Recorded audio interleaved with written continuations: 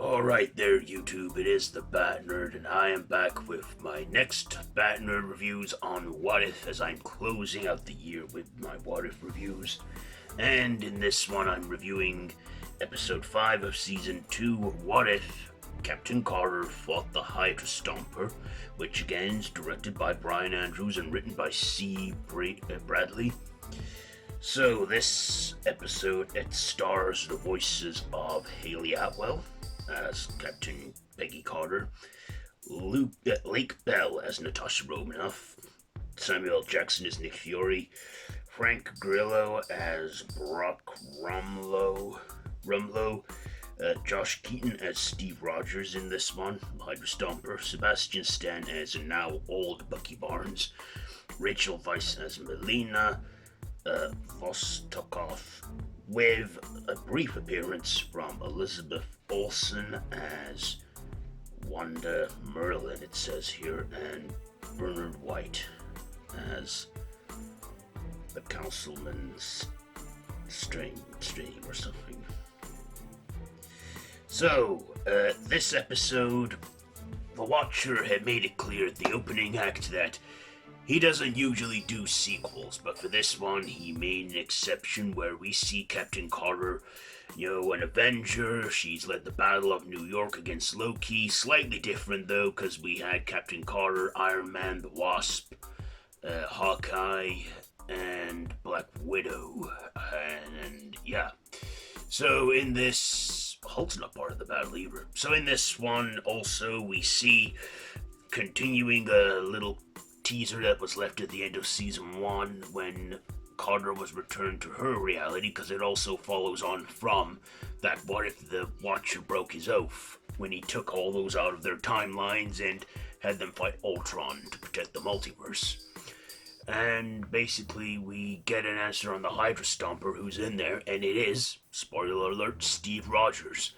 And he has survived all those years in the Hydra Stomper, working for the Red Room, Black Widow.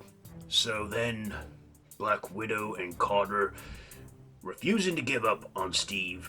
We also see an old Bucky Barnes who is like a Secretary of Defense or something, an important person. And he, still believes that Steve might still be in there, and Peggy also tries to get through to him. They go to Russia, where there is this fake town that the Red Room's disguised as, and we get intervened by robots posing as 1950s mannequins. We get, Romanoff's adoptive mother, and they have a big, massive, explosive finale. They get through to Steve at one point, but it's all a trap. But Steve sacrifices himself to kill Melina. And then Carter, she believes that Steve might still be out there and wants to go and search for him, and Black Widow tags along. And then, before you know it, she gets taken at random to what looks like another universe, and even the Watcher is mind-boggled by this, and the episode ends where Carter sees herself with Wanda Maximoff, the Scarlet Witch, with another guy. And that's it for that episode for today. So, what did I like? Well, I like the animation. The animation is always going to be the best part, so, I always mention it at the beginnings, because it is good animation.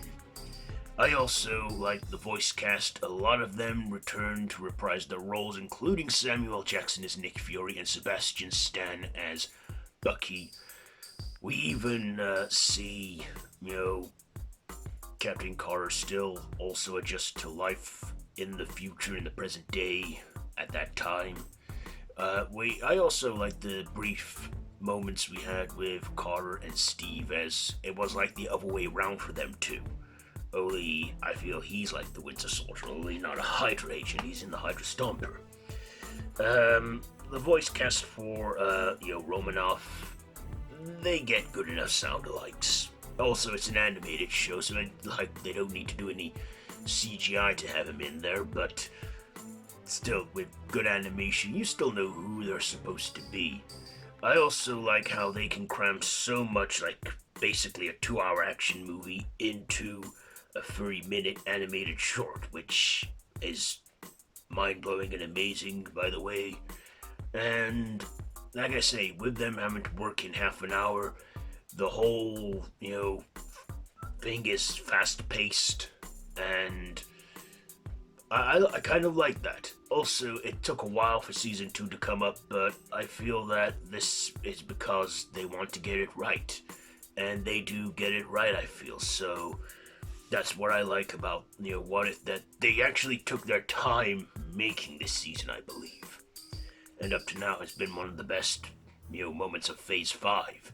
Of course, I didn't include it in my Phase 5 ranking so far because it would come out of the time it would come up. But when Phase 5 does come to an end, which is going to be a while yet because they're always, they're currently trying to resolve matters behind the scenes and drama, I will definitely put it in there as one of my top ones. Maybe next year, Phase 5 hasn't concluded, I'll rank all that up and put it in there somewhere.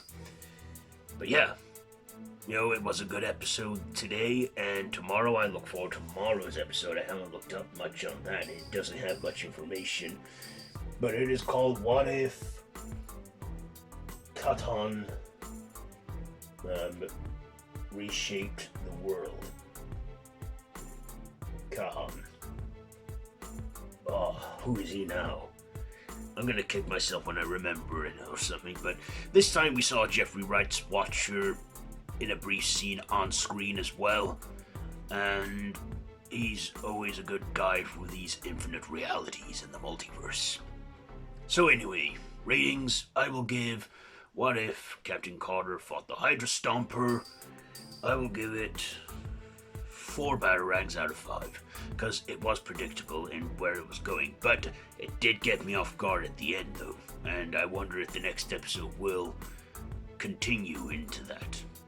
So yeah, that's it for this Bat Nerd Reviews for today.